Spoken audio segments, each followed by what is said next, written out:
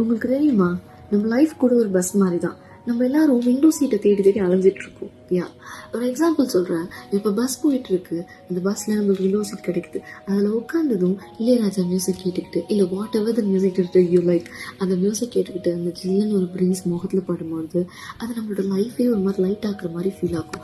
திரைப்படத்தில் வர தளபதி மாதிரி எங்கே போகணும்னு தெரியல, ஆனால் இப்படி போகணும்னு தோணுன்னு இருக்கும். ஆனால் அதுவே பஸ்ஸில் நீங்கள் போய் செய்கிற டெஸ்டினேஷனுக்குள்ளே ஒரே டிராஃபிக்காக இருந்தால் நின்றுட்டு போகிற மாதிரி ஒரு வாய்ப்பு கிடச்சின்னா அடுத்த ஸ்டாப் நம்மளோட ஸ்டாப்பாக இருக்காதுன்ற மாதிரி ஒரு வெறுப்பு தட்டும். இந்த மாதிரி தான் லைஃபும். அப்போ நம்ஸ் நிறையவே இருக்கும். ஆனால் நம்ம நினைக்கிறது எல்லாமே நம்மளுக்கு ஏன் இந்த விண்டோ சீட் கிடைக்கலன்னு மட்டும் தான் யோசிக்கிறோம்.